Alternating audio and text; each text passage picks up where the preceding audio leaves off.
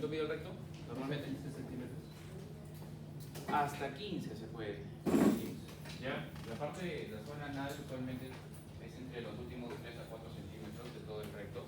¿Ya? Y lo que deben comprender con respecto a esta última parte es que la parte del recto tiene doble en este caso origen embrionario o doble origen embriológico. Y eso tiene una correlación clínica muy importante. ¿Por qué? Porque en este caso tenemos que tener en cuenta la línea pectínica. En la parte de embrio del sistema respiratorio, cuando hablamos acerca en este caso de la yema respiratoria, ¿de dónde derivaba la yema respiratoria? Del intestino anterior. ¿Se acuerdan que el tubito es más o menos que dibujamos acá? Entonces, a partir de allí, nosotros podemos entender este tubito de acá. ¿Ya? Tenemos dos fases, tenemos tres en realidad, el intestino anterior, medio y posterior. Entonces, cada uno de esos tenía su propia, en este caso, irrigación e inervación. ¿Ok? Por parte del intestino anterior que salía, en este caso, la yema respiratoria que va a dar origen al sistema respiratorio, en el sistema gastrointestinal, en este caso, el límite superior, ¿cuál va a ser del intestino anterior? Muy bien. ¿La boca hasta dónde? ¿Qué parte del duodeno? ¿Dónde es eso? Segunda porción duodenal.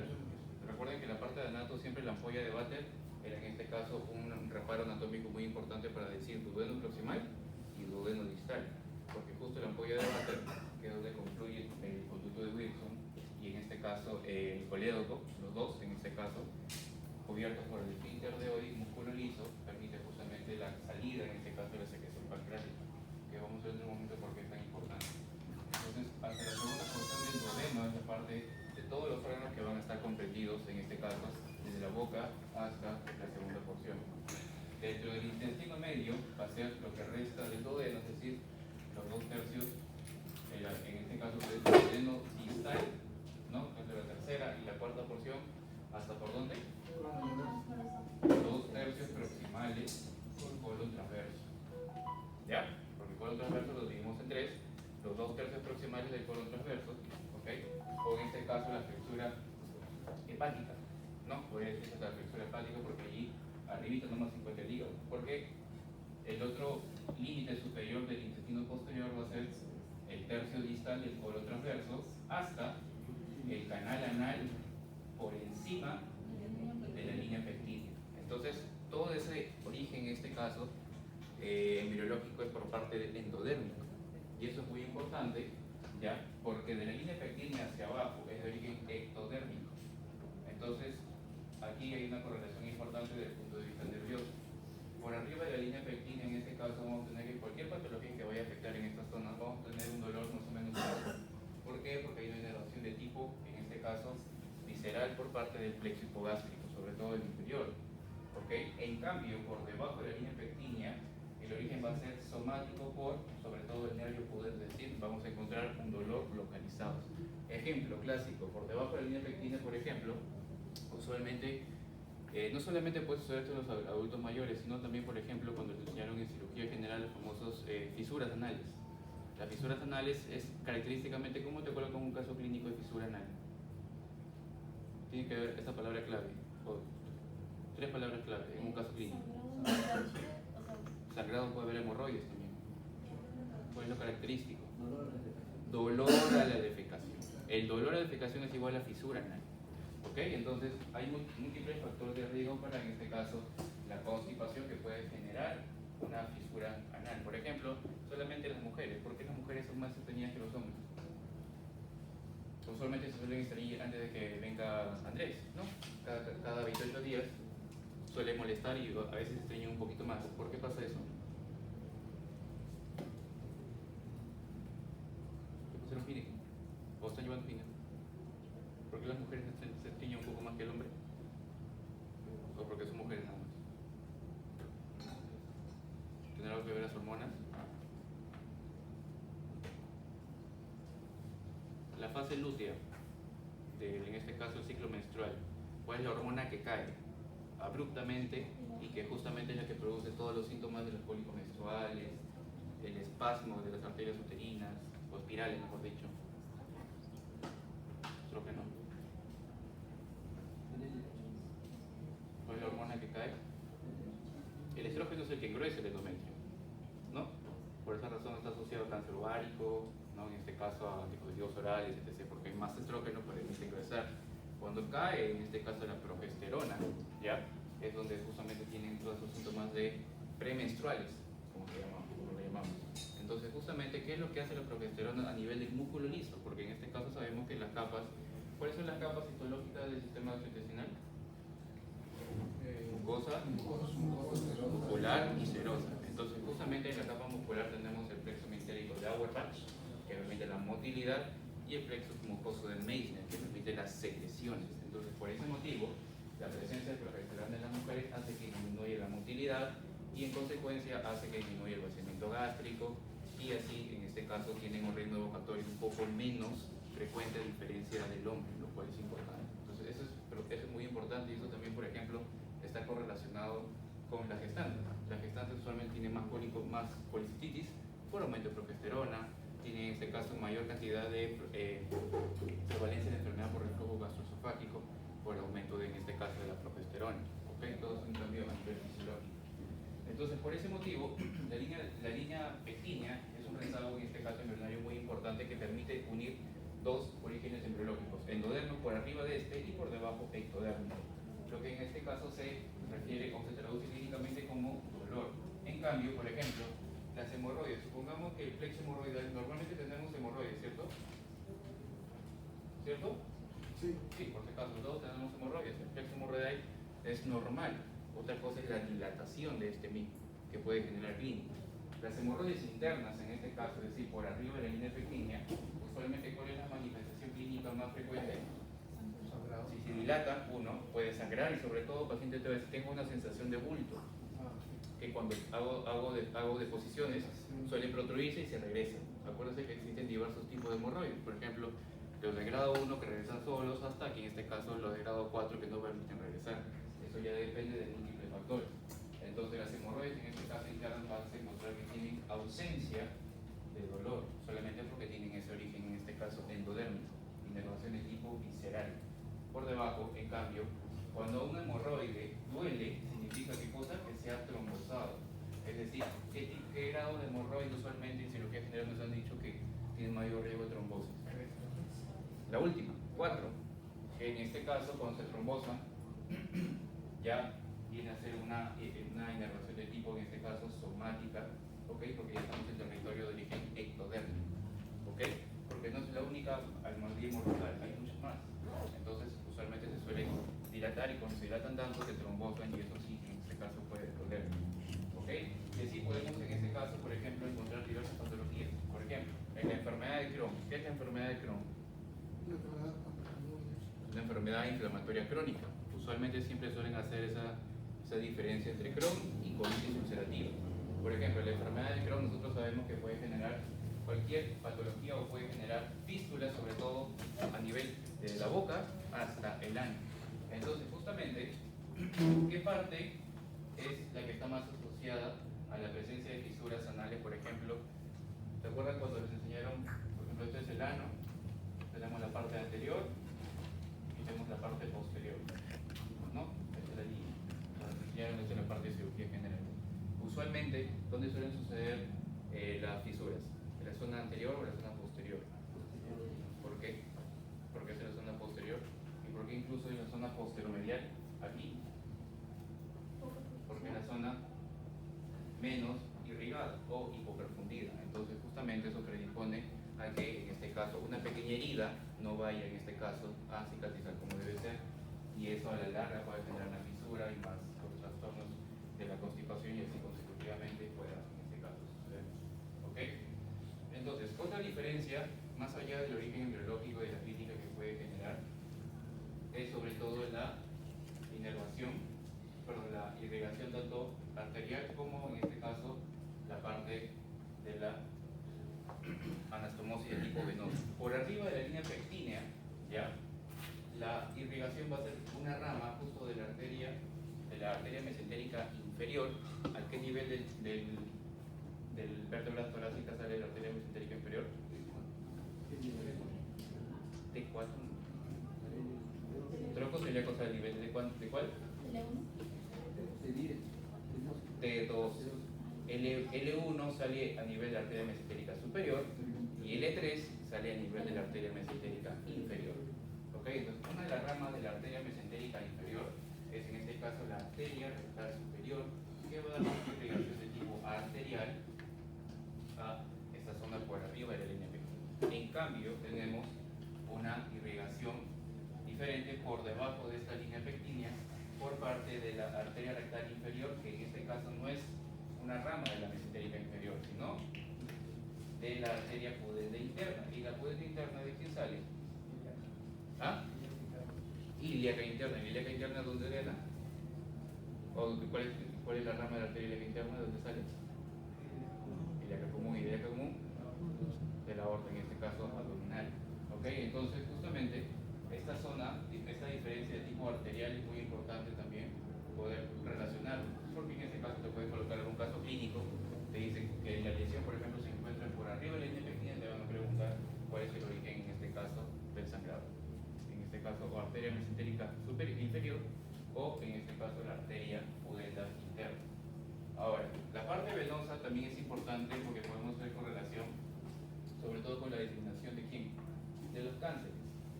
¿Ok? Por arriba de la línea pectínea, ¿cuál es un cáncer frecuente que suele suceder?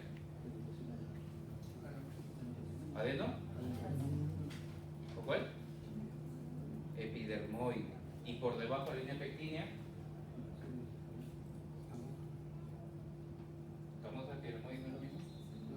Adenocarcinoma. Entonces, ¿por qué eso es importante? Porque la diseminación justo de este tipo de cánceres tiene una correlación muy importante, porque por ejemplo, por arriba de la línea pectínea va a ir ¿a dónde? Puede ir con metástasis al hígado. Una de esas celulitas pueden justo hacer metástasis al hígado. ¿Y por qué? Porque en este caso la parte venosa por arriba de la línea pectínea va a drenar todo el contenido en la confluencia de la vena porta. ¿Cómo está confluido la vena porta? ¿Cómo está formado?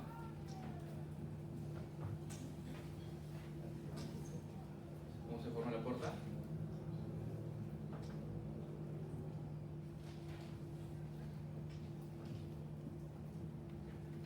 ¿Cómo se formó la porta? Porta esplénica, ¿ya? Y la arteria, en este caso la vena mesentérica superior. ¿Por qué? Porque la vena mesentérica inferior drena el esplénico.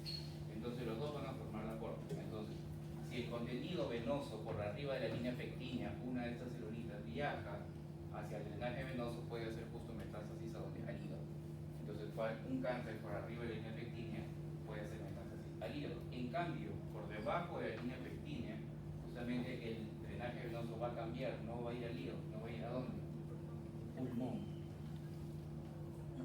Pulmón. ¿Y por qué? Porque justamente mira todo el recorrido. La vena mesentérica inferior, la vena rectal inferior justo va a drenar en dónde? En la pudenda.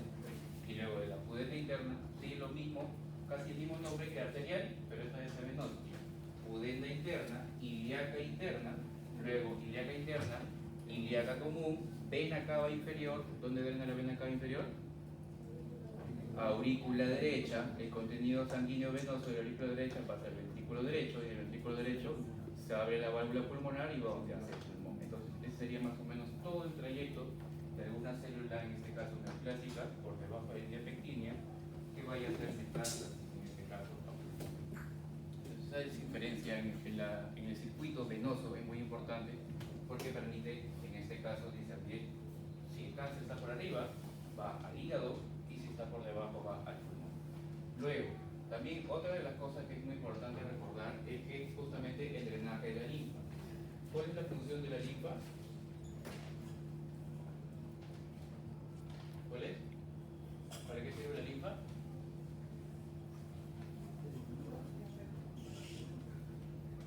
¿Para qué sirve la linfa?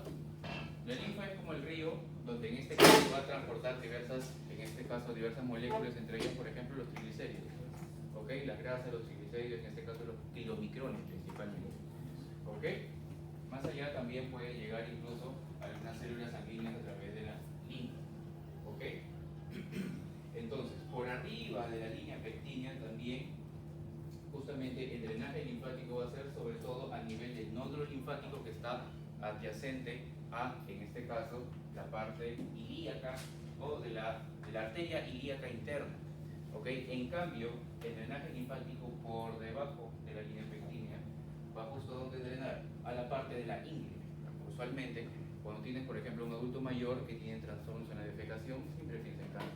Entonces, en tu examen físico vas a tener que tocarle o palparle los ganglios, sobre todo a nivel de la ingle, porque si tú encuentras un ganglio grande, ¿ok?, con signos de flogosis o en este caso de herido plano, ¿no?, como nos han enseñado en la parte de neo, ¿no?, todas las características malignas de un ganglio que tú encuentras, adherido plano, grande, ¿ok?, que ha crecido con el tiempo, etc., puede ser un cáncer por debajo de la línea pectina, sobre todo de recto, ¿ok?, porque usualmente el drenaje linfático suele drenar en la parte de la ingle.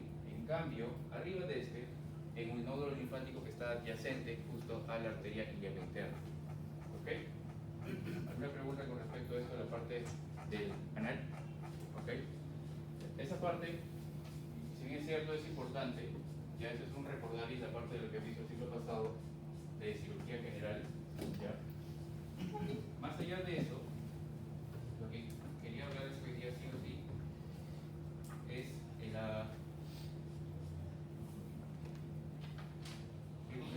biosecreción de ácido clorhídrico, ¿no? Esa imagen es propia de su libro también, ¿ya? Lo cual es muy importante y permite justo resumir la parte de secreción de ácido clorhídrico, ¿ya? La parte de secreción de ácido clorhídrico, nosotros tenemos tres fases para poder justamente secretar el famoso ácido clorhídrico. Tenemos la parte cefálica, la parte gástrica y la parte intestinal. La parte cefálica es justamente, inicia cuando, por ejemplo, tú comienzas a percibir o hueles que están preparando, por ejemplo, uno de tus platos favoritos, por ejemplo, lasaña, cualquiera. En este caso comienzas a secretar un 20% del total del ácido clorhídrico, justamente inicia en la fase cefálica. ¿Ok? Si está percibida por los sentidos, justamente lo va a mediar ¿quién? Tu amigo, el nervio vago. ¿Ok? En cambio, la principal fase de secreción de ácido clorhídrico va a ser obviamente la fase gástrica. Aproximadamente el 70% del ácido clorhídrico va a estar, en este caso, sintetizado en esta misma fase. ¿Ok? Y la última fase, en este caso, es la fase intestinal, que es menos del 10%. ¿Ok? Entonces, nosotros evidentemente nos vamos a centrar en la fase gástrica, no en la fase cefálica, porque, bueno, en este caso es mediada por los sentidos, a través del nervio vago. Por ejemplo, en la percepción del olfato o en la visión también. Lo que tú tienes acá al frente es un esquema bastante académico sobre la secreción de ácido clorhídrico en la fase gástrica. Tú tienes acá el esfínter esofágico inferior, ¿ok? Esfínter esofágico inferior, en el cual se ha aperturado, ¿para qué? Para que el quimo, en este caso, entre a la parte del estómago. Y la entrada del quimo genera una distensión, un efecto en este caso de la inervación diferente que tiene el sistema gastrointestinal, sobre todo a nivel del estómago. ¿Cómo está inervado el sistema gastrointestinal? Pregunta de fisiología básica. ¿Cómo está en este caso inervado el sistema gastrointestinal? El vago. Parasimpático por el vago. Siempre nos ha mencionado el vago, pero cuando hablamos del vago hablamos de un efecto simpático o parasimpático. Parasimpático. Parasimpático. ¿Y el simpático? Sistema nervioso entérico, doctor. ¿Y eso qué es? ¿Simpático o parasimpático? Simpático. Entonces, el compañero ha dado un dato adicional, el sistema nervioso entérico, ¿no? Entonces, nosotros podemos dividir el gastrointestinal en intrínseco, por parte del sistema nervioso entérico, ¿no? Y extrínseco, por parte de quién? De lo que siempre hemos hablado durante todos estos ciclos, durante todas estas semanas, el parasimpático y el simpático. Cuando hablamos del sistema nervioso entérico, justamente ¿a quién nos referimos? ¿Ah? Simpático. No, el sistema nervioso entérico. ¿Cuál es ese? ¿Cómo está conformado el sistema nervioso entérico? reflexo de Auerbach, Meissner, y cuál es la célula que permite justo crear este potencial de acción como el efecto marcapaso a nivel del sistema nervioso intestinal. De Cajal. Cajal. ¿Ok? Cajal. Entonces, ¿por qué se llama intrínseco? Porque así como el cocoro tenía en este caso las células marcapasos que permiten generar su propio potencial de acción, las células intersticiales de Cajal, ¿ya? También pueden generar justo este potencial de acción propio. Por esa razón es parte de la inervación intrínseca a nivel gastrointestinal. Hay un tumor asociado en este caso, células intersticiales de Cajal. Sí. ¿Cuál es? No me acuerdo. Obviamente, si es un tumor productor o cuyo origen es en las células intersticiales de Cajal, ¿esto de dónde creen que será? ¿Endodérmico, endodérmico, meso o ectodérmico? Ecto, tiene que ser neuroendocrino, a nivel ectodérmico, porque hablamos del sistema nervioso. ¿Ok? Entonces, por esa razón, si te preguntan en algún momento cuáles son las capas embrionarias que dan, en este caso, o dan origen al sistema gastrointestinal, tienen que ser las tres. Endodérmico, por las estructuras que van a estar, en este caso, conformadas. Mesodérmico, sobre todo, ¿por qué? Porque a nivel de los peritoneos o los epiplon también son parte del origen mesodérmico. Y ectodérmico, porque tenemos las células intersticiales de Cajal. ¿Ya recordaste, compañero, cómo se llamaba el tumor? Cuyo origen es células intersticiales de Cajal. Neurofibroma.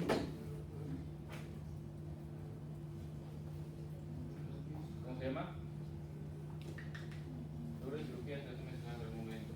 ¿Ya? Porque es un tumor que en este caso produce bastante diarrea. GIST. ¿Ok? Los tumores GIST tienen origen en las células intersticiales de Cajal. Entonces, si hay un aumento justo del potencial de acciones que se van a generar en esta propia célula, ¿cuál crees que va a ser la clínica principal de los tumores GIST? Son de origen neuroendocrino también. Se aumenta la motilidad intestinal. Diarrea. Ok, uno de los efectos clínicos van a ser, por ejemplo, la diarrea. Usualmente, pero tú crees que va a ser una diarrea que cesa, por ejemplo, con una dieta astringente, con loperamida. No, obviamente no va a ser. ¿Ok? Porque en este caso tenemos una proliferación anal. ¿Ya? Ojo con este dato. GIST. ¿Ya?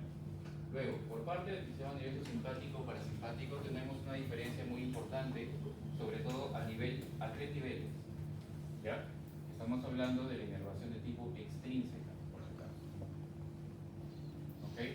Parasimpático y simpático. Tenemos sobre todo una relación de estos dos con los esfínteres, con la motilidad y con las secreciones.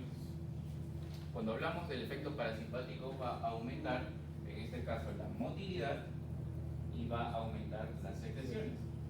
¿Ok? Obviamente estamos hablando del vago, acetilcolina, y ¿qué receptor será mucarínico? M3. Acá. M3. M3, entonces sabes toda la cascada que te hemos preguntado durante todo el ciclo. ¿Ok? En cambio, con respecto a los esfínteres, ¿ok? Cuando hablamos con respecto a los esfínteres, disminuye el tono. ¿Ok? Situación inversa sucede con el efecto simpático. Cuando hablamos con el efecto simpático, hablamos de nora, ¿ok? Y su conversión a adrenio. ¿Ok? Entonces, con respecto a la contracción de esfínteres, lo aumenta, y en lo que respecta a motilidad y secreciones, disminuye ambos. Un ejemplo clásico, por ejemplo, usualmente las mujeres que son un poco más pudientes, cuando ya no aguantan la orina, no sienten que la piel se pone fría, la nariz se le pone fría, por todo el efecto simpático. O el hombre, por ejemplo, cuando a veces está haciendo y no tiene un lugar donde hacerlo. ¿Nunca les ha pasado? ¿Nunca les ha pasado? Bueno, si les pasa alguna vez se van a recordar de mí en este momento, ¿ya? Porque vas a ver que, por ejemplo, el efecto simpático va a aumentar el esfínter, en este caso, sobre todo anal externo, que es el que justamente nosotros podemos controlar, porque es músculo esquelético. ¿Ok? Entonces, justamente lo que va a hacer el efecto simpático es contraer el esfínter anal externo. En cambio, lo que va a suceder con la motilidad y con las secreciones va a ser todo lo contrario, lo disminuye, a diferencia del parasimpático. ¿Ok? Y eso es muy importante, porque cuando hablamos de motilidad, nosotros podemos hablar de los fármacos, por ejemplo, los laxantes que estimulan justo el sistema nervioso entérico. Dame un ejemplo. Eso lo has visto en... ¿qué? Vamos aquí a discernir una cosa. Lactulosa, estimular el sistema nervioso entérico. ¿Qué hace la lactulosa? ¿Dónde has escuchado la lactulosa? ¿Qué patología? Estreñimiento, pero no todos los pacientes se le da lactulosa, específicamente para una patología. Cirrosis. ¿Para qué tipo de estreñimiento? ¿Qué paciente con qué antecedente? Cirrosis hepática. ¿Y por qué? Porque más allá de promover este efecto osmótico, porque no es que estimula a nivel del sistema nervioso entérico, sino lo que produce la lactulosa, un efecto osmótico, ¿ya? ¿Y qué hace especialmente en los pacientes con cirrosis? Porque el paciente con cirrosis, obviamente hablando de una hipertensión portal por más de 10 milímetros de mercurio, por ejemplo puede ser por alcohol, etc., porque usualmente suelen estar encefalopáticos. ¿Cuál es la molécula que se eleva? El amonio. Cuando nosotros describimos el amonio con su símbolo químico, ¿cuál es? NH3, ¿ya? ¿Ya? Esto es amoníaco. Cuando nosotros hablamos de amonio, hablamos de NH4. ¿Y cuál es la diferencia entre los dos? ¿Por qué la lactulosa disminuye las concentraciones de NH3 amoníaco y los pasa a amonio? ¿Cuál es la diferencia química? ¿Para qué sirve eso? Hidrogenización. ¿Ah? Justamente, más allá de la expresión, que si bien es cierto está bien, porque en este caso permite excretarse en forma de amonio, este cruza barrera hematoencefálica, este es lipofílico. En cambio, este de acá permite justamente, como dice la compañera, excretarse. ¿Por qué? Porque en este caso lo vuelve hidrofílico. Y nosotros cuando tenemos en este caso las reacciones, por ejemplo cuando tomamos un fármaco, cuando comemos, etc., las reacciones a nivel del hígado se dividen en dos: las reacciones de primera fase y las reacciones de segunda fase. Entonces, los fármacos, por ejemplo, que toman el paracetamol, tienen que pasar por una serie de reacciones. ¿Para qué? Para que se vuelvan hidrofílicos y los puedas secretar a nivel renal, a través de la orina. Entonces, justamente lo que hace la lactulosa en estos pacientes es convertir el NH3 amoníaco, ¿ok?, y en amonio. Y ahora, ¿cómo se produce el amoníaco? CO2 Justamente del metabolismo, o del catabolismo, mejor dicho, de las proteínas. Por esa razón tú vas a encontrar en el RP de un paciente con cirrosis hepática, por la causa que sea, dieta hipoproteica y alta o baja en carbohidratos. Baja en carbohidratos. ¿Ok?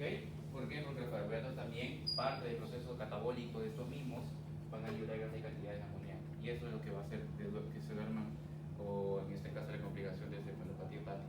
Por esa razón la lactulosa está específicamente indicada. ¿Ya? Bien, entonces aquí no perdamos de vista el laxante que estimula en este caso el sistema nervioso entérico, promueve el peristaltismo y todo ello. ¿Cómo se llamará? Usualmente suelen indicarlo, por ejemplo, para un paciente previo a una colono. ¿Cómo? Bisacodilo, muy bien. El bisacodilo en este caso permite justamente estimular ese sistema nervioso entérico, ¿ok?, permitiendo la evacuación de heces y obviamente preparando al paciente más allá para lo que vaya a utilizarse, por ejemplo, en procedimiento médico como la colonoscopía. ¿Ok? Van a encontrar, por ejemplo, otros sobrecitos como por ejemplo el polietilenglicol. No sé si habrán escuchado. El polietilenglicol justamente no es un laxante en este caso entérico, sino también lo que hace es un laxante osmótico. Lo que va a hacer es llama agua a la zona donde se encuentran las heces para que se vuelvan un poco más líquidas y así en este caso excretarlas con mayor facilidad. ¿Ya? Entonces hay fármacos que justamente juegan con esto. Les mencioné hace un momento un fármaco llamado loperamida. Está indicado para la diarrea o para la constipación. ¿No? ¿Alguna vez has tomado loperamida? No tomes más de 2 a 24 horas porque te puedes tener. ¿Y cuál es el mecanismo de acción de loperamida? No.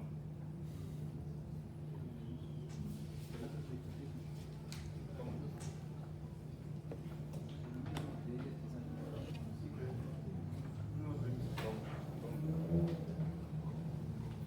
Es uno de los receptores que tal vez no hemos hablado durante todo el ciclo y de repente el seminario no hablamos. Los receptores de opioides. ¿Ok? Los MU son agonistas de los receptores MU. ¿Ok? Entonces justamente la loperamida lo que hace favorece el efecto, en este caso, a nivel de los receptores MU, y lo que hace disminuye, como bien dice, el peristaltismo, disminuye por ejemplo, está indicado en los pacientes con una diarrea. Ya, obviamente lo que tienes que tú cerciorarte antes de indicar, hay varios criterios clínicos, pero dentro de ellos el paciente no tenga una diarrea sanguinolenta.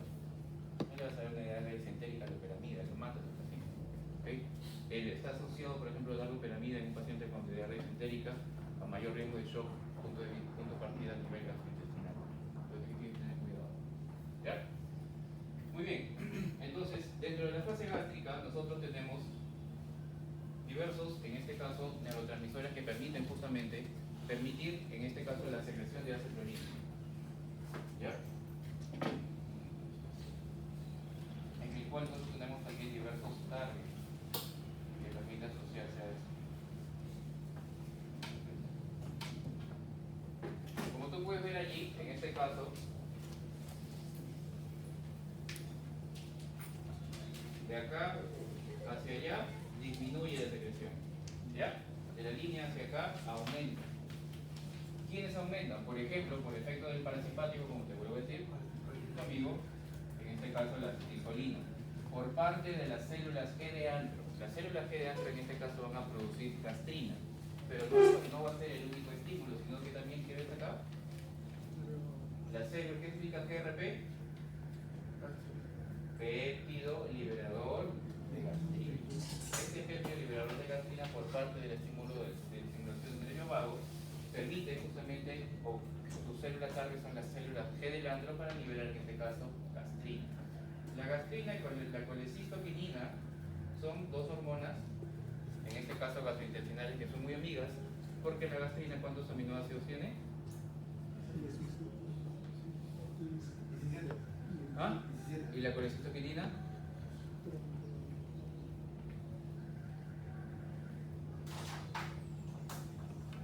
Si se dan cuenta, el receptor de la colecistoquinina se llama CCKA y el receptor de la gastrina, ¿cómo se llamará?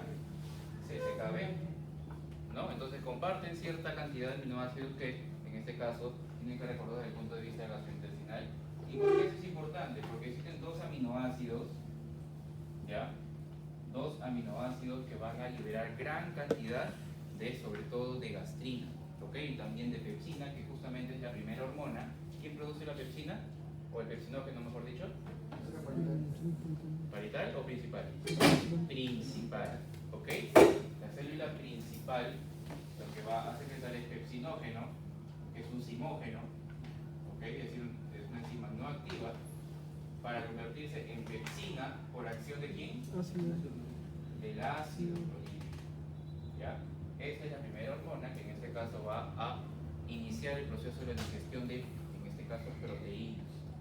La digestión de proteínas inicia en el estómago, la digestión de, en este caso, de las grasas también inicia en el estómago, pero muy tenue el efecto a través de la lipasa gástrica, y el efecto, en este caso, la digestión de los carbohidratos inicia en la saliva, ¿ok? A través de la hialina o del alfa-amilasa.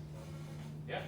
Entonces, justamente todos estos efectos a nivel de la secreción de la célula parietal van a permitir que esta gastrina interactúe con su receptor CCKB, ¿ya? Pero a su vez va a liberar, en este caso, ¿qué significa ESL?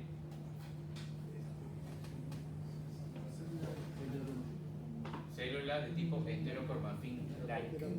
¿Y para qué sirve eso? ¿Para qué? Para que justo estas propias células enterocromafin-like liberen histamina. ¿Ok? Este es otro neurotransmisor, así como por ejemplo en hemato, ¿qué células permitían o estaban contenidas de gastrina? De histamina, perdón. Mastocitos, basófilos, que estaban justo mediados por parte de las respuestas alérgicas. Entonces, cada uno de estos, acetilcolina, gastrina e histamina, van a tener un receptor diferente a nivel de la célula parietal. Esto de acá es muy preguntado, siempre. ¿Ya? La acetilcolina, como te vuelvo a decir, tiene un receptor unido a proteína GQ metabotrópico llamado M3. ¿Ok? Lo que van a hacer en este caso, todos aquellos efectos positivos, es decir, que van a aumentar la secreción del protón hidrogenión, van a ser estimulando como la bomba hidrogenión, potasio, ATPase. ¿Qué tipo de transporte será? motivo primario y en este caso será un sin-porter o un anti-porter. ¿Ah? ¿Por qué? Porque ese es el general. Ah, muy bien. ¿Entendió? ¿Entendió, no? Acá se usa energía para poder producir su. ¿Ah? Utiliza energía para poder producir su. Justamente por ese motivo, en este caso, nosotros, la presencia de potasio a nivel del lumen es muy importante. ¿Ya? ¿En qué patologías creen ustedes que, por ejemplo, puede perderse gran cantidad de potasio? ¿Qué pasa si sale todo ese contenido del lumen? ¿Ah? ¿Quiénes, por ejemplo, usualmente suelen asociarse a esto? ¿Pacientes que vomitan cada rato? Los venenosos. Bulimia. ¿Qué trastorno óseo se puede producir? ¿Alcalosis de qué tipo? ¿Ya? Entonces, justamente, la presencia o la estimulación de esta bomba de hidrogenio potasio ATPasa va a permitir que, en este caso, liberar el protrón hidrogenión al lumen y luego, por este canal de cloro, que es muy importante, que tiene otro origen, que en este caso viene por parte de acá.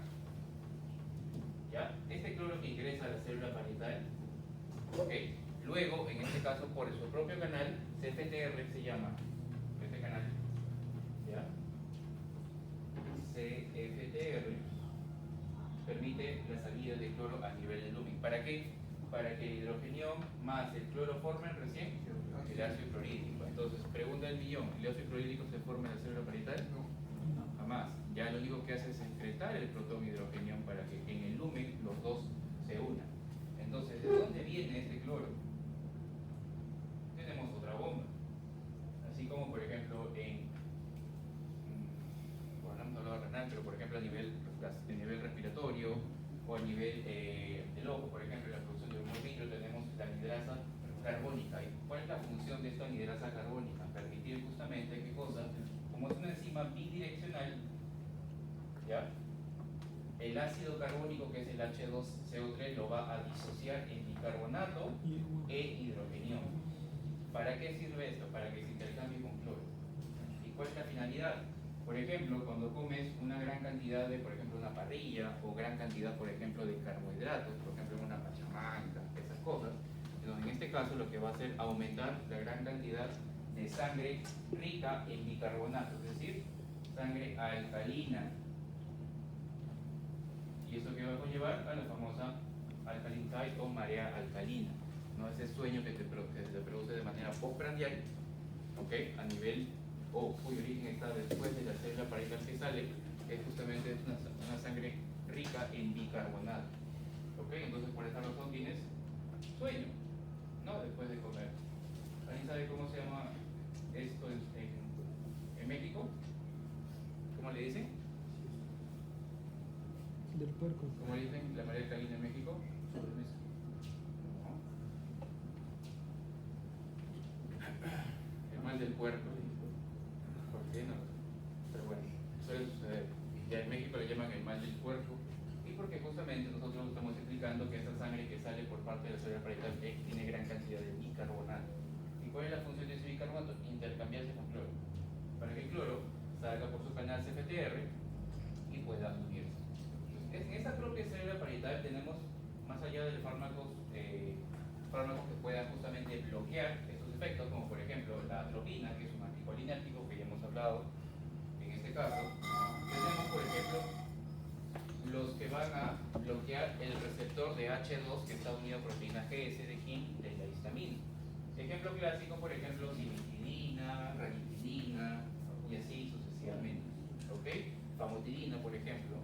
Entonces, estos fármacos o los antagonistas de receptores H2 son los que van a bloquear el efecto de histamina con su receptor. Pero mira acá la diferencia. Tanto CCKB como M3 están unidos a proteína GQ. ¿Ya? En cambio, el H2 tiene otro, en este caso GS. ¿Ok? ¿Y por qué es esto importante? Porque lo que van a disminuir la secreción o la liberación del protón hidrogenión, como dije, están hacia el otro lado, por parte de la somatostatina, que es el inhibidor por excelencia de todo el sistema gastrointestinal, y también tenemos el efecto de la prostaglandina. ¿Cómo se llama el receptor de somatostatina? Sí, sí, sí. ¿No está ahí? Pero tienes que buscar. buscar, ¿cómo se llama? CCZ. SSTR2. ¿Ya? SSTR2. Y el receptor de prostaglandina ubicado a nivel de la célula parietal, ¿cómo se llamará?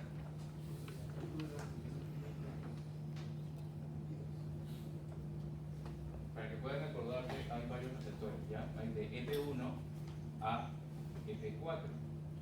El que está unido aquí, ¿ok? Hay dos principalmente, el 2 y el 3, ¿ok? Que están ubicados a nivel de la célula parietal. Por ejemplo, ¿creen que habrá algún receptor de prostaglandina a nivel de músculo insuterino? No, porque la prostaglandina se utiliza para eso, principalmente. Debería usarse, ¿no? Pero ¿para qué más que se utiliza? Para justamente el aborto, ¿no? Porque en este caso permite la contracción del músculo insuterino y tenemos, sobre todo a nivel de músculo insuterino, el EP4. ¿Ya? Entonces, las diferencias entre uno y otro son el tipo de proteína que van a estar ubicados. ¿Ok? Entonces, el EP2 y 3 y sobre todo el SSTR2 están acoplados a proteínas GI. Y como ya sabemos, I de inhibitoria, inhibe el complejo AMP ciclasa, lo que conlleva a disminución de AMP cíclico. Y esto inhibe toda la cascada que ya conocemos. ¿Para qué? Para que no se libere el protonidrogenión y en consecuencia bloquear la bomba sodio potasio. ¿Ya? Entonces, esto evidentemente es un esquema, es un resumen de dónde, por parte de la célula parietal, sobre todo el fondo gástrico. ¿Ok? Si reforzamos la imagen anterior, nosotros estamos hablando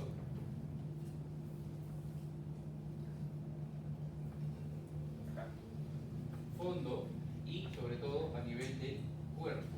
¿Ok? A nivel del cuerpo es donde se encuentran principalmente las células parietales. Y como ya lo hemos hablado sobre todo en la parte de hemato, las células parietales, más allá de producir todo esto que hemos hablado, producen una glicoproteína muy importante para permitir la absorción de B12. ¿Cómo se llamará? El factor intrínseco. ¿Cuál es la función del factor intrínseco? Liberar. ¿Quién libera el B12 de la comida? No, porque por ejemplo, he comido pan con hamburguesa. Yo sé que hay B12, pero ¿quién justamente disocia la B12? ¿Ah? El ácido clorhídrico. Entonces el ácido clorhídrico justo con el factor intrínseco se encuentran en la parte del cuerpo. ¿Para qué? Porque si no el ácido clorhídrico degrada la B12. Entonces este va a ser como un chaleco. ¿Ok? ¿Para qué? Para que usualmente lo transporte hasta el lugar de absorción. ¿Dónde sucede? En el ilio, en este caso distal, junto con las vitaminas liposolubles, las grasas, las sales miliares y así sucesivamente. ¿Ok? Bien, entonces, otro de los fármacos que por ejemplo debemos recordar es sobre todo los que actúan a nivel de somatostatina. Por ejemplo, los famosos análogos de somatostatina. ¿Cómo se llamará ese fármaco? ¿Está indicado en qué patología? En la hemorragia digestiva alta, pero de origen varicial. Porque tenemos una HDA, ¿no? En este caso, de origen, por ejemplo, de la úlcera péptica. Puede ser una úlcera gástrica o lo más frecuente, una úlcera duodenal. ¿Ok? Pero tenemos también otra etiología que es la HDA de origen de tipo varicial. Y obviamente, si te preguntan, porque eso me acuerdo que el doctor estaba mencionando en su momento, ¿cuál será el origen del sangrado más frecuente de una hemorragia varicial? ¿Cuál será la vena lesionada? ¿Ah?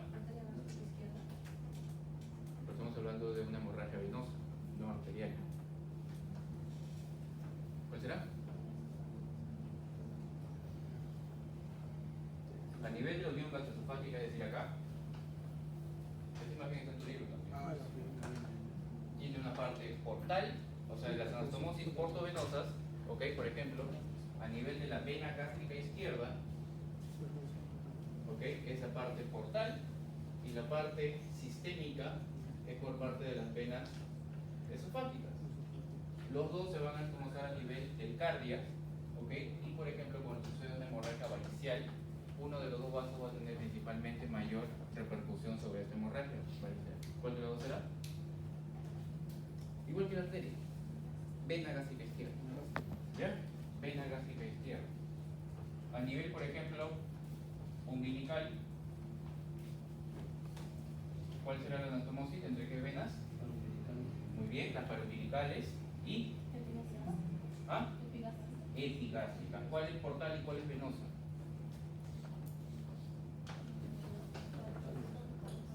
¿Mm? ¿Cuál es portal y cuál es venosa?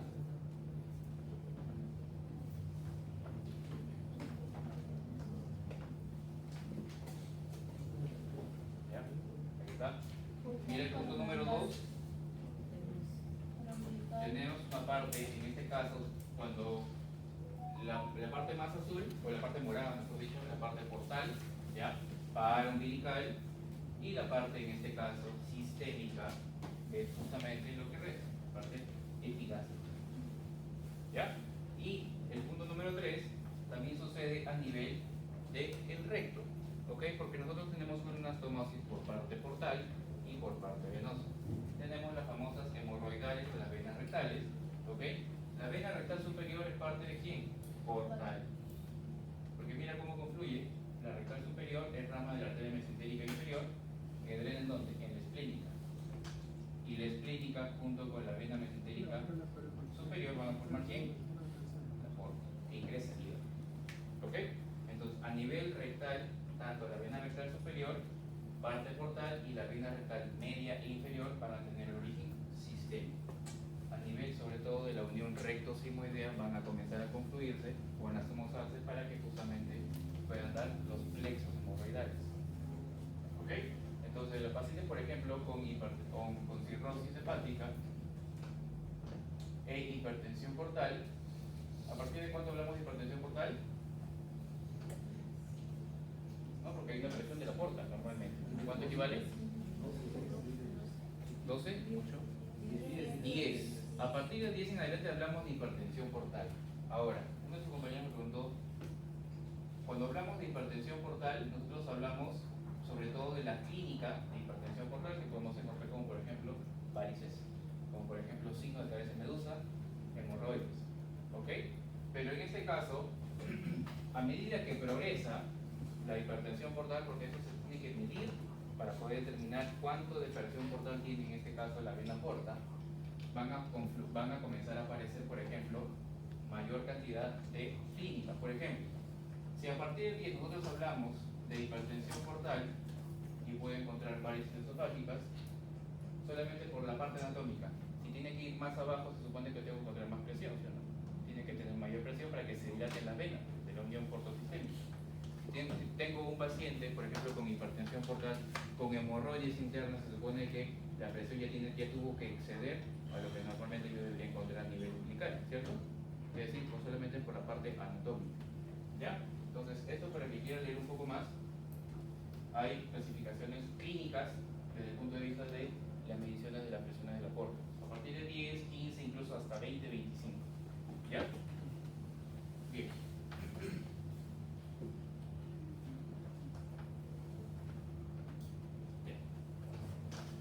Otra de las cosas, más allá de la parte gástrica, ya, porque usualmente en seminario no llegamos hasta páncreas, ¿ya? Y bueno, un poco de hígado también, es que a nivel de la secreción pancreática es muy importante. Nosotros tenemos que, ¿cómo está conformado el páncreas? ¿Ah? Parte endocrina y una parte exocrina, ¿ok? La glándula acinar, en este caso pancreática, hablamos de la parte exocrina, ¿ok? Que conforma en este caso un gran número de enzimas pancreáticas que son vitales para la vida. ¿Cuáles son las enzimas pancreáticas? Las que degradan lípidos, pasas pancreáticas, las que degradan proteínas, proteasas, y las que degradan carbohidratos, amilasa pancreática. ¿Ok? Entonces, para eso tenemos que recordar cómo se absorben los lípidos. Por ejemplo, te comes tu salchipapa. ¿Cómo se absorben los lípidos? ¿En qué forma? Muy bien, ácidos grasos y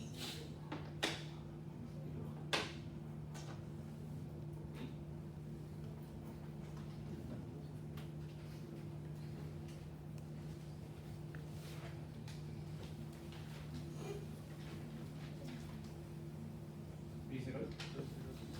Bien. Triglicéridos, ácidos grasos y monoglicerol. ¿Ok? Son los que justamente van a permitir la absorción de los, en este caso, lípidos. A nivel de carbohidratos, en 3 monosacáridos. ¿Ok? Glucosa, galactosa y fructuosa. ¿Ok? Van a tener diversas, sobre todo a nivel de SGLT1. ¿Quiénes se van a absorber? ¿Cuál de esos 3 monosacáridos se absorbe a nivel de SGLT1? Glucosa. Que se encuentra en el enterocito, claro está. Muy bien, glucosa y galactosa. Excelente. Porque tenemos en este caso un GLUT que permite la absorción de fructosa. ¿Cómo se llamará? El 5. Muy bien, GLUT 5. Cuando ingresa al enterocito a través de GLUT 5, recién tenemos otro GLUT que permite sacarlo del enterocito a la sangre. ¿Qué GLUT será? Muy bien, GLUT 2. ¿Qué tipo de transporte es este? Difusión facilitada. ¿Por qué? Porque necesitamos de un carrier, de una proteína. Los GLUT. ¿Ok? En cambio, ¿este qué tipo de transporte será? ¿SGLT?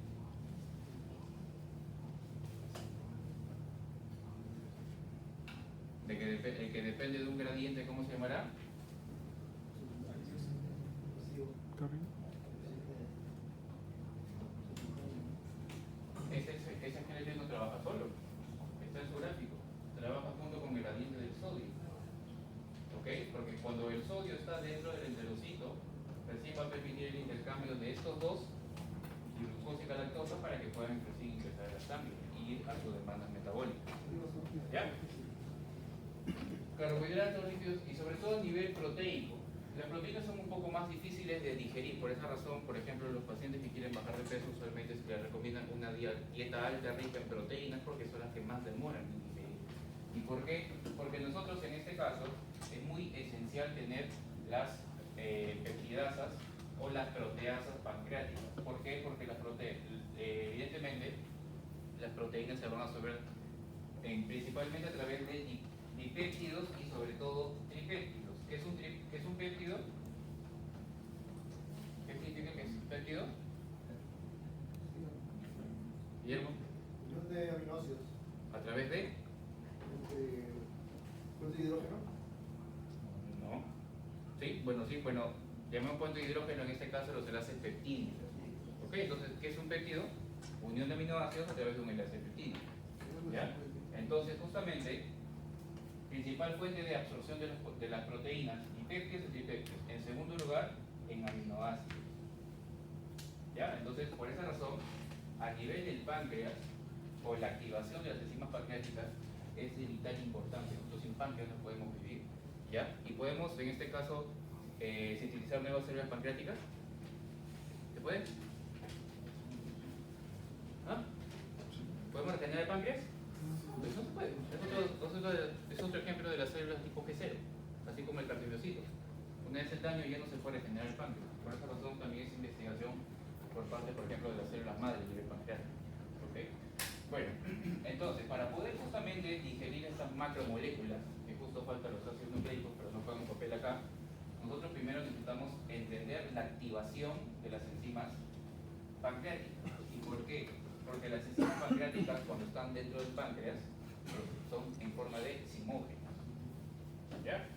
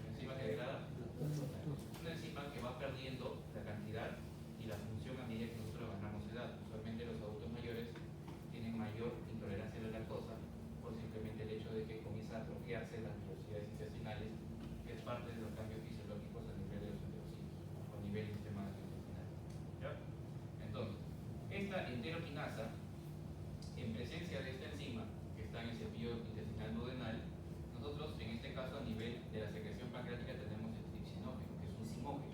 Todo lo que termina en geno son simógenos, enzimas inactivas que necesitan ser activadas. Entonces, en presencia de enteroquinasa va recién a formarse ¿quién? Tripsina. ¿Ya? Y cuando la tripsina ya está liberada, tenemos también un factor inhibidor de tripsina, que no está acá, pero se los menciono. El factor inhibidor de tripsina evita que las enzimas pancreáticas dentro del páncreas se activen, porque si se activa dentro del páncreas, ¿qué será? Pancreatitis. ¿Ya? Entonces, la función fisiológica de la tripsina es todos los simógenos que va a secretar la secreción pancreática exocrina se activen. Por ejemplo, quimiotripsinógeno a quimiotripsina, proelastasa, procarboxipeptidasa A o B, perdón, a carboxipeptidasa B, y así sucesivamente en este caso, cada enzima. ¿Ya? Entonces, esto de aquí es muy importante porque esto, por ejemplo, está alterado ¿en dónde? En la pancreatitis. ¿Por qué? Porque la pancreatitis, por ejemplo, ¿cuál es la causa más frecuente de pancreatitis? La presencia de cálculo. Entonces, el cálculo que está obstruyendo justo la parte de la ampolla de salida de secreción pancreática, cuando en este caso toda la secreción pancreática se está liberando por parte del páncreas exocrino, esta cascada enzimática de activación sucede dentro del páncreas. Entonces, justamente lo que va a generar es toda la clínica que ya sabemos de pancreatitis, como por ejemplo dolor en mesogastrio que se irradia o en cinturón a la parte de atrás, ¿no? Asociada a, por ejemplo, después de comer o postprandial, asociada a grasas y todo ello, náuseas y vómitos, etc. ¿Ya? Entonces, esta activación pancreática es muy importante. No te olvides nunca de la enteroquinasa, porque eso preguntan mucho en ciencia básica, porque es una enzima que está presente en el cepillo o en las velocidades intestinales. ¿Ya? Entonces, frente a esto, ¿qué sucede en la pancreatitis aguda? Acá tenemos un esquema para que puedas seguir. ¿Qué sucede en la pancreatitis aguda? Obviamente, ¿cuál va a ser las causas, en este caso, directas que van a generar un daño en el parénquima, en este caso, pancreático? Tenemos todas las causas que están asociadas a esto. Por ejemplo, el alcohol, ¿no? El alcohol, que vamos a ver en un momento cuál es el efecto del alcohol, sobre todo a nivel hepático, y por qué conlleva el alcohol a la esteatosis hepática. ¿Ya? Drogas, por ejemplo, ¿qué fármaco tienes que, en este caso, acordarte que puede generar un daño pancreático?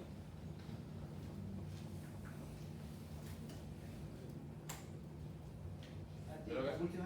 ¿Ah? Muy bien, sobre todo los anticonvulsivantes, ¿ok? Fenitoína, ácido valproico. El ácido valproico es el que está más asociado a pancreatitis.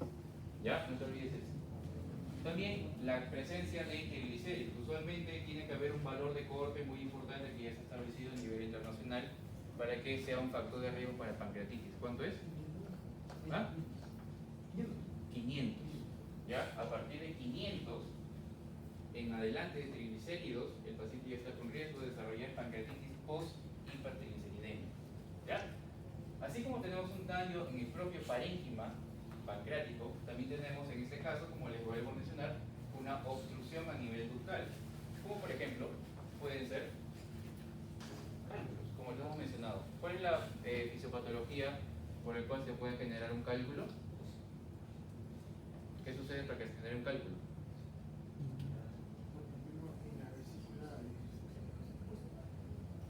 Sabemos que la vesícula responde a la colecistoquinina que la produce la célula C del intestino delgado. Contrae la vesícula biliar y ¿qué hace la colecistoquinina? Abajo del esfínter de Ordi lo abre para que funcionalmente salga la bilis y abra la ampolla de Vater para que salga ¿quién? La secreción pancreática. Eso es lo que normalmente hace la colecistoquinina. Entonces, ¿cómo se forman los cálculos? ¿Ya pasaron, Ciro?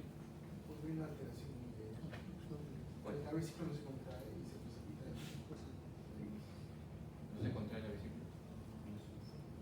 ¿Cuál es la función de la vesícula biliar? Almacenamiento y ¿ah?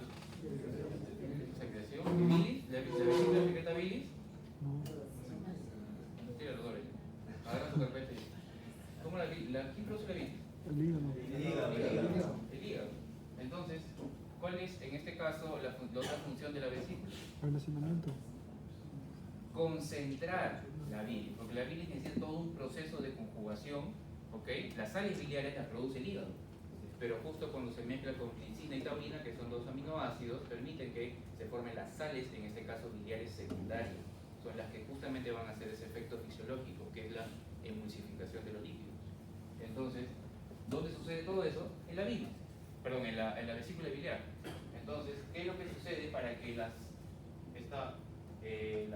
formación normal de las sales biliares secundarias se predisponga a la formación de cálculos? La hipersaturación de la principal causa de los, en este caso, de los cálculos. Tenemos diversos tipos de cálculos, por colesterol, por bilirrubina, ¿ok? Y que es los cálculos en este caso, y de calcio. ¿Y cuál van a ser justo la formación de cálculos? La hipersaturación de quién? Del colesterol. ¿Ya? Esto hace que aumente o precipite, junto con los factores externos, por ejemplo, mujer, en edad fértil, a partir de los 40 años, presencia de barro biliar y así sucesivamente, formen ¿qué cosa? Los cálculos de colesterol. Entonces, todo lo que va a suceder es que el daño del parénquima va a generar una disfunción de las células acinares o de las glándulas acinares que estamos hablando, justo, y por parte de la obstrucción ductal, lo que va a hacer es, en este caso, impida el flujo normal de la bilis que debería suceder. ¿Cómo se forma el colédoco?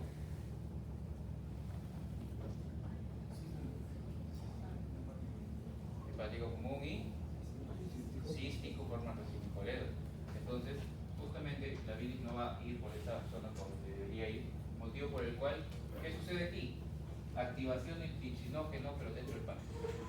¿Ya? Entonces, estos dos lo que van a hacer, o los factores de riesgo, van a precipitar a la activación del trichinógeno, que esta enzima, en consecuencia después, va a generar toda la cascada de activación del páncreas. Pregunta del millón. ¿Qué necesita o qué medio necesita en este caso la secreción pancreática exocrina para que sus enzimas actúen como deberían actuar? Es decir, para que degraden proteínas, para que degraden carbohidratos, para que degraden lípidos. ¿Qué necesita? Requisito primordial.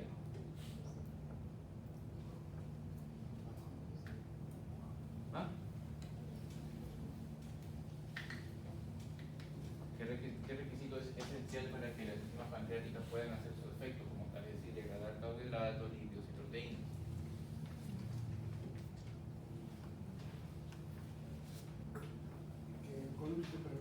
Cuando hablamos de enzimas, hablamos que las enzimas, por ejemplo, tienen diversos precipitantes dentro del punto de vista farmacocinético para que puedan hacer su efecto. Por ejemplo, ¿por qué creen que un paciente a partir de los 41 grados de temperatura corporal comienza a haber proteólisis?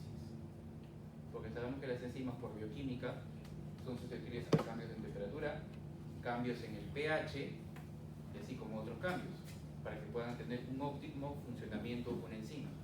Entonces, las enzimas pancreáticas, por bioquímica, ¿qué necesitarán principalmente? Obviamente una adecuada temperatura, porque deja de funcionar. ¿Un pH de qué tipo? Alcalino, porque estamos hablando de la secreción pancreática. ¿Y dónde sucede eso? En la segunda porción duodenal, no estamos hablando del estómago. ¿Ok? El pH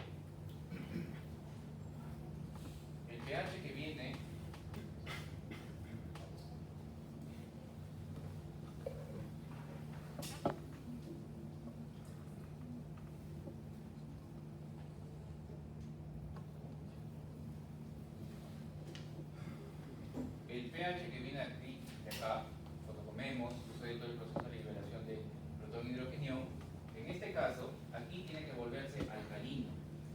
Más o menos, ¿cuánto es el pH del estómago? Siempre es un intervalo, ¿ya? Entre 1 a 3, o algunos dicen 0.8 a 2.8. ¿Y de qué depende? Bueno, depende, uno, el tipo de comida, depende del origen étnico, depende sobre todo tipo de personalidad bastante, ¿ya? Y sobre todo depende de un gran amigo que es muy prevalente aquí en Latinoamérica, ¿no?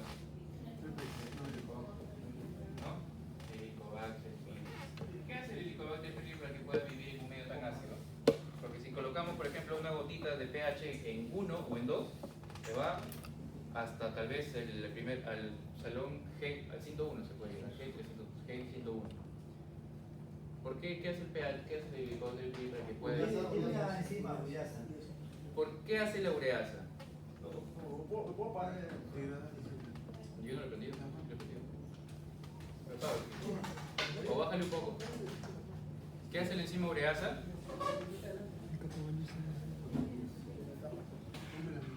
¿Ah? ¿Las medianas? No. Es una enzima esencial para el Helicobacter para que pueda vivir en un medio tan ácido.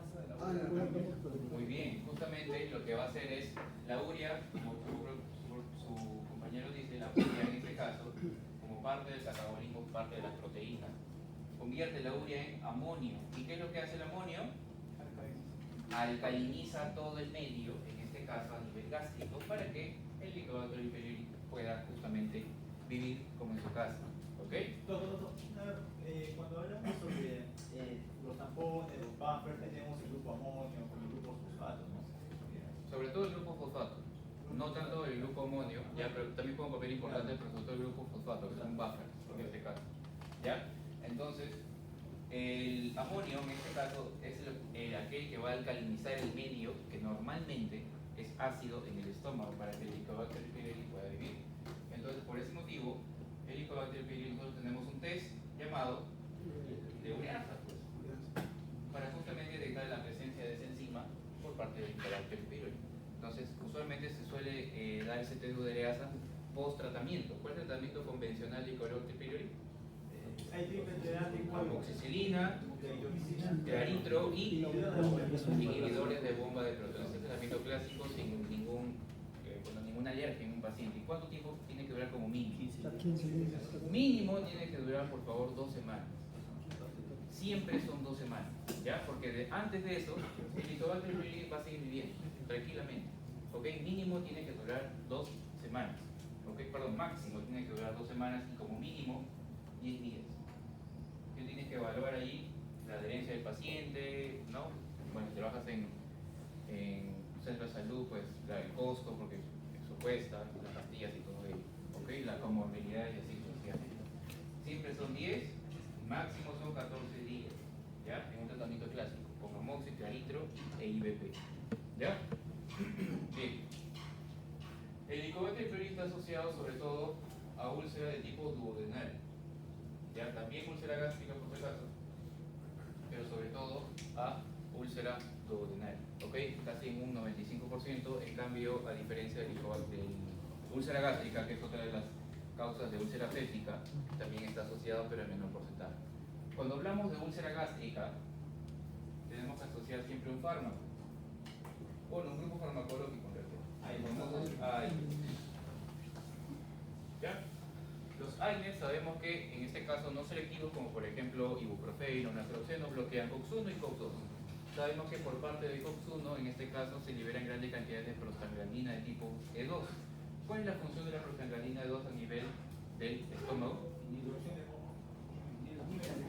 Inhibe la producción de moco. Inhibe la producción de moco.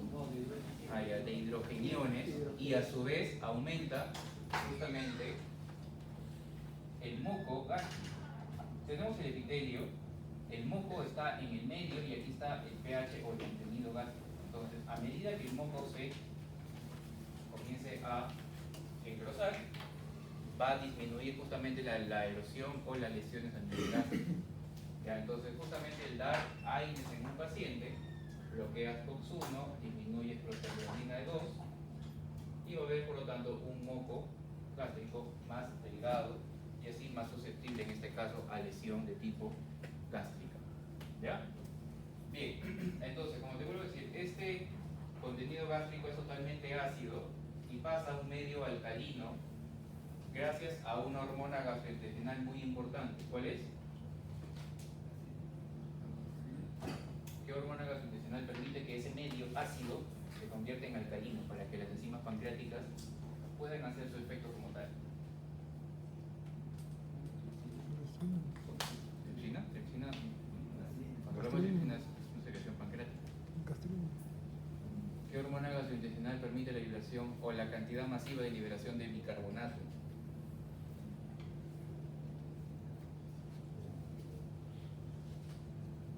¿Cuál es? Los productos de las células S. Secretina. ¿Ya? La secretina, ¿ya?, va a liberar grandes cantidades de, ¿qué?, de bicarbonato. ¿Y cuál es la función de este bicarbonato? Alcalinizar ese medio para que normalmente ese pH que viene en 1 o en 3 se convierta en 5 o en 7 aproximadamente. ¿Para qué? Para que las enzimas pancreáticas puedan funcionar como tal. Porque en un medio ácido no funcionan las enzimas pancreáticas. Si, por ejemplo, hay una patología donde proliferan las células G del antro, es decir, hay aumento de gastrina. ¿Tú crees que si hay aumento de gastrina, esta propia hormona, que tiene su propio feedback negativo, es decir, cuando baja tan ácido el pH, ella solita se inhibe, ¿ok? Normalmente. Entonces, si hay un tumor productor un tumor cuyo origen está en las células G del antro, como por ejemplo que produce gran cantidad de gastrina, van a poder funcionar las enzimas pancreáticas. No, porque en este caso todo esto de acá va a ser ácido. No va a poder hacer la función normal. ¿Cómo se llama esa patología? Gastrinoma o el síndrome de Sorig-Elison.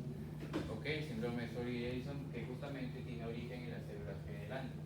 Y te vas a dar cuenta que hay una prueba característica.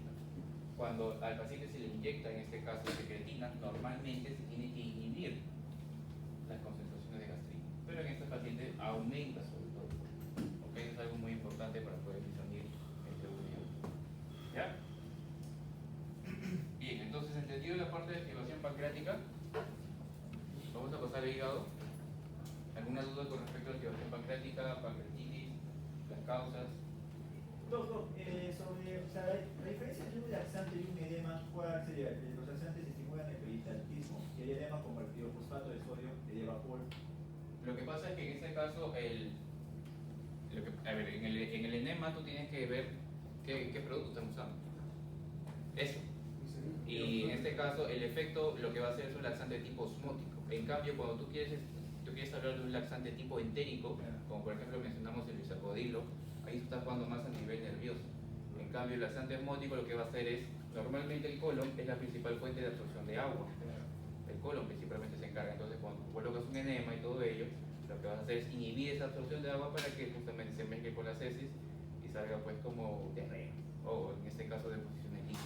Eso básicamente. Entonces también había, creo que muchos confunden, ¿no? Los inhibidores de la bomba de Plutón son protectores gástricos o es el sucralfato, el dióxido de la lipina. No, lo que pasa es que en este caso los protectores gástricos van a simular el efecto del moco cervical. Por ejemplo, sucralfato y todo ello. El hidróxido de aluminio no es un protector gástrico. ¿Qué es el hidróxido de aluminio?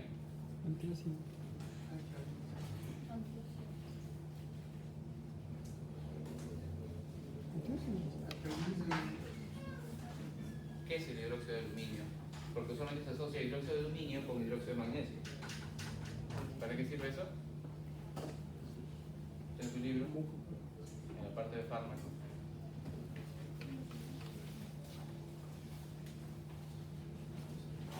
¿Qué? ¿Te coloco esto?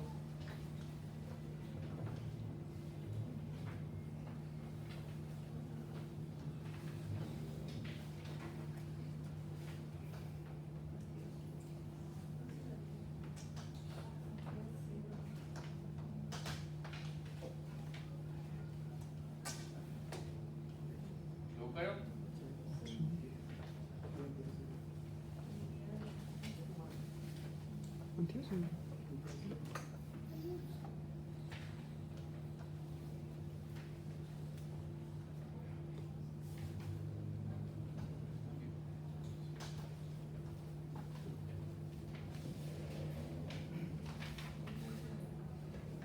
¿Qué es?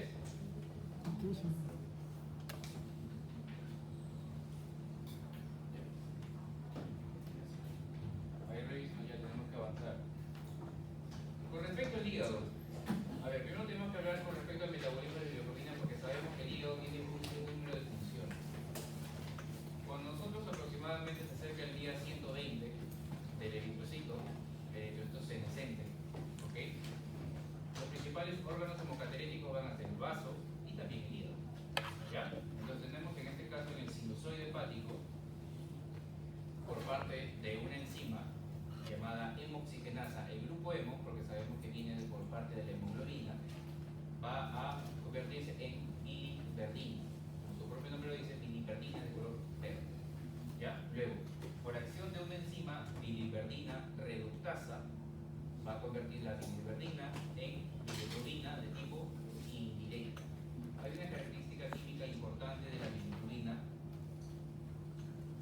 no conjugada o bilirrubina en este caso indirecta, que es liposoluble, no es hidrosoluble. ¿Y por qué es importante eso? ¿Se puede excretar por la orina? No, sí, no. Entonces, eso es muy importante porque luego esta bilirrubina indirecta, junto con la albúmina, que va a ser su transporte o su Uber, va a permitirse, cuando se disocian estos dos, captarse a nivel del hepatocito. A nivel del hepatocito, la bilirrubina de tipo indirecta se va a conjugar con una enzima que está presente en el hepatocito, la cual la tenemos de color verde. UDP, glucuronil transferasa. Esta es una enzima que permite la conjugación de bilirrubina de tipo indirecta a bilirrubina de tipo directa. Y ahora sí, ya no tiene esa propiedad de ser lipofílica, sino ser hidrofílica, la cual va a permitirse excretar a través de la orina, ¿ok? Y en este caso a través de las heces en menor proporción. Este proceso de acá, ustedes lo van a volver a ver, seguro, en pediatría. ¿Por qué? Porque aquí hay patologías, las famosas hiperbilirrubinemia tipo hereditaria. Cuando hablamos de un aumento de la bilirrubina de tipo indirecta, esta de acá, la que tiene esta propiedad de ser liposoluble, hablamos de principalmente dos patologías. La más frecuente de todas, la que tienes que saber, porque viene en los exámenes, síndrome de Gilbert. En el síndrome de Gilbert, la UDP gluconil transferasa está disminuida, pero no ausente. En cambio, en el Klinger-Najar, ¿ok? Síndrome de Klinger-Najar, tenemos dos tipos de Klinger-Najar, el Klinger-Najar tipo 1 y el tipo 2. El de tipo 1, en este caso, esta enzima está ausente. ¿Y crees que sea compatible con la vida? ¿Hay un fármaco que pueda responder a una enzima? Entonces los pacientes con Klinger-Najar tipo 1 fallecen usualmente en las primeras semanas. ¿Ya? ¿Por qué? Porque en este caso no hay la enzima que permite la conjugación y predispone a un trastorno neurológico importante. Si tiene esta propiedad de ser lipofílica, usualmente ¿dónde suele depositarse? En el cerebro. ¿En qué parte? Muy bien, en los ganglios basales. ¿Cómo se llama eso? Kernicterus. ¿Ya? Entonces, ¿cuál es la función de los ganglios basales, Marco? Primero, ¿de qué está compuesto los ganglios basales? Nutrición. Muy bien. ¿Ya?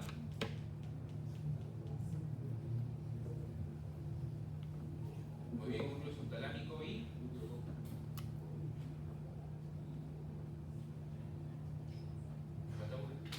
¿qué está arriba de Parkinson? Cuerpo estriado. Entonces, estos elementos del globo pálido van a tener un sinnúmero de funciones. Dentro de ellos, por ejemplo, van a encontrarse la regulación de los movimientos, sobre todo voluntarios. ¿Ya? Entonces, ¿cuál creen que va a ser la clínica de estos niños con Kernicterus?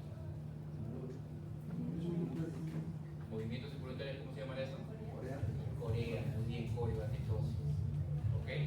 Entonces, eso es importante porque es por aumento de, en este caso, o una ausencia, mejor dicho, de la UDP glucuronil.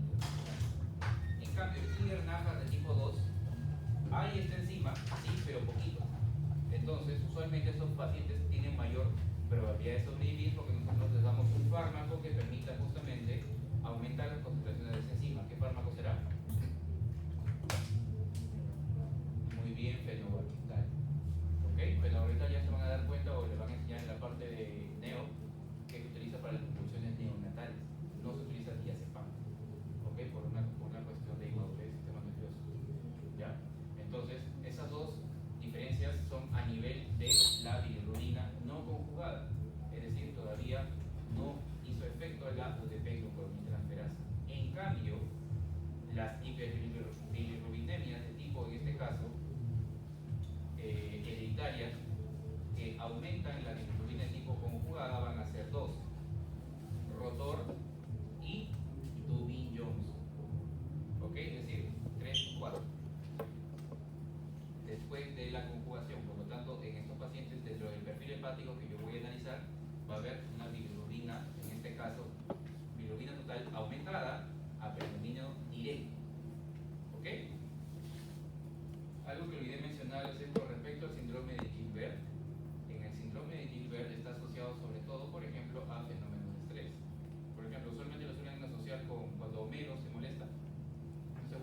amarillo normalmente. ¿No? Entonces, usualmente el paciente con síndrome de Gilbert, cuando se somete a una situación de estrés, por ejemplo, un examen, etc., se vuelve amarillo. Es porque hay una disminución de la actividad normal de la UDP y glucorontransferasa. Esto es muy frecuente, el síndrome de Gilbert. Usualmente dicen que más o menos entre el 10% de la población total tiene aproximadamente una disminución extensiva. Ya, estos son datos epidemiológicos. ¿Qué es importante mencionar? Cuando se conjuga la bilirrubina directa, habíamos dicho que se vuelve hidrosoluble. Y luego, ¿cómo se excreta esta bilirrubina directa? ¿Cuál es la principal vía de expresión de las bilirrubinas? Pero antes de que se convierta eso,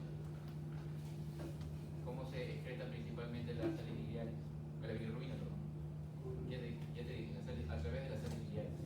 Entonces, cuando ingresa justamente a esta bilirrubina conjugada, sobre todo cuando interactúa con las bacterias a nivel colónicas, sobre todo a nivel colónicas, van a disociarse en dos: el urobilinógeno, y a partir de urobilinógeno va a formar a urobilina, que va a teñir en este caso la orina, y estercobilina, que en este caso tiñe las heces. Entonces, ese es el producto normal de todos estos pacientes. Por lo tanto, por ejemplo, aquel paciente que tenga un aumento de hemólisis puede tener heces teñidas o no teñidas.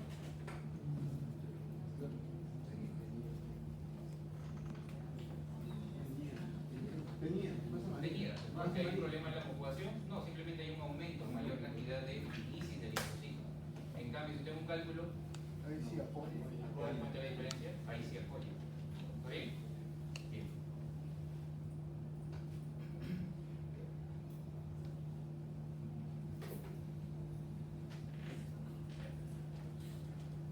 Aquí hay una serie, una constelación de causas, en este caso de cirrosis, que vale la pena en este caso recordar. Si hablamos de todas, no vamos a tomar todo el tiempo y vamos a hacer preguntas. Pero tenemos que hablar sobre todo de la parte alcohólica, que usualmente es lo más frecuente. ¿Qué sucede? ¿Por qué el alcohol daña el hígado? Pregunta random.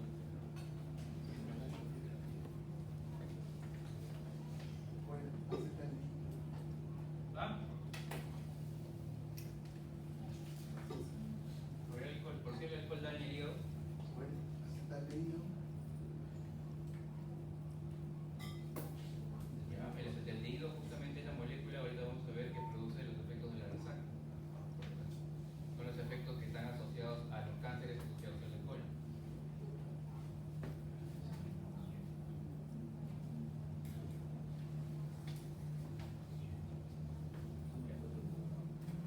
Miren acá todos porque esto es bioquímica. ¿Ya? Cuando nosotros, en este caso, ingerimos alcohol, por ejemplo, acá está tu ronza capa, ¿no? Tu Johnny Walker, etiqueta azul, si te gusta el whisky, José, etc. ¿Ya? Nosotros, a través de este proceso, Abajo.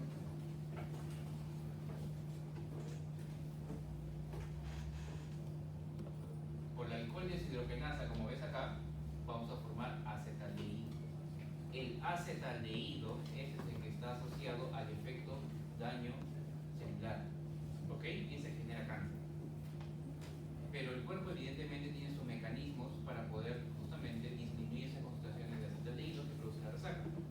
Tenemos una enzima llamada el acetaldehído deshidrogenasa, que va a permitir cambiar de acetaldehído a ácido acético, que permite justamente excretar mayor cantidad de ácido acético.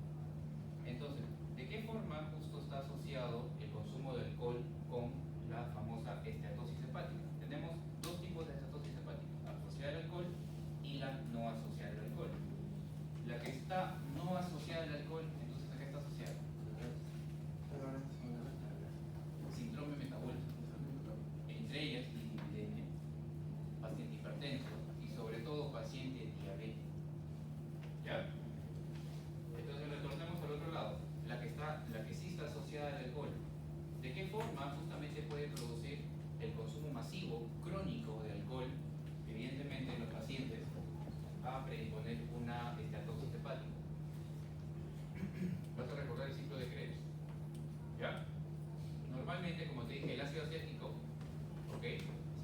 disociar producto del NADH a acetato.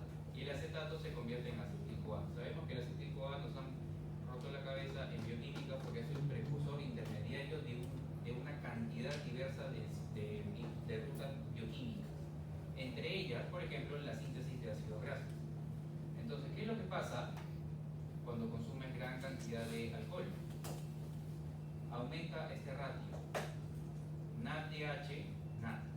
¿Y por qué es importante recordar este ratio? Porque normalmente cuando aumenta las concentraciones de NADH y NAD, lo que hace es inhibe el famoso ciclo de Krebs o el ciclo de los ácidos tricarboxílicos. ¿Para qué sirve el ciclo de Krebs? La oxidación de ácidos grasos. Entonces, si tú inhibes el ciclo de Krebs, ¿qué pasa con los ácidos grasos? Aumenta. Entonces, cuando tú tienes mayor cantidad de ácidos grasos, mira que la ruta metabólica aumenta la cantidad de triglicéridos. ¿Y eso qué va a generar? Esteatosis. Entonces, si en algún momento te preguntan por qué los pacientes, en este caso alcohólicos crónicos, están asociados a esteatosis hepática, porque aumenta este ratio NADH, NAD, lo que inhibe al ciclo de Krebs. ¿Estamos de acuerdo? Entonces, esta ruta bioquímica es importante recordar porque no es la única. También, por ejemplo, lo que va a hacer el consumo crónico de alcohol es inhibir la gluconeogénesis, que es esto de acá, lo rosadito. ¿Qué es la gluconeogénesis? Concepto. Formación de glucosa a partir de carbohidratos.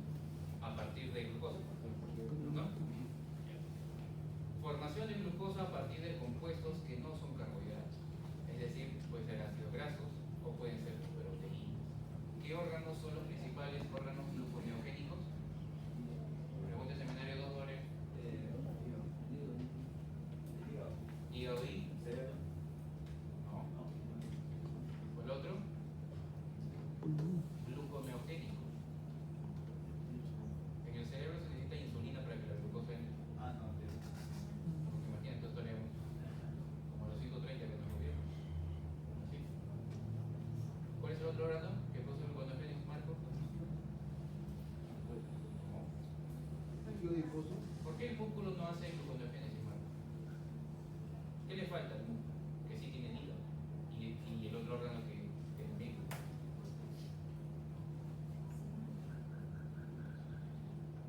Glucosa, 6, fosfatas. Revisa la parte bioquímica de tu libro. ¿Ok? Entonces la glucosa y fosfatas está ausente en el músculo, pero sí está presente en el hígado y presente ¿en dónde? En el riñón. A nivel del túbulo contorneado proximal también genera o permite justamente en procesos de ayuno prolongado, más de 24 o 48 horas, el riñón comienza a hacer otro de los efectos que es la gluconeogénesis a nivel renal, porque sí está presente esta enzima glucosa en el citoplasma. ¿Ya? Y así podemos seguir hablando, pero nos queda un poco corto el tiempo para poder resolver preguntas. ¿Alguna duda con respecto a esta bioquímica? Entonces, ¿qué es lo que hace el alcohol para generar estatosis hepática? Aumenta este ratio NADH-NAD, lo que inhibe al ciclo de Krebs. Y si no hay ciclo de Krebs, no hay detoxidación de ácidos grasos, se acumulan y aumenta la cantidad de triglicéridos. Entonces, a partir de esto, vamos a esta pregunta. Espero que el hígado de ustedes no sea un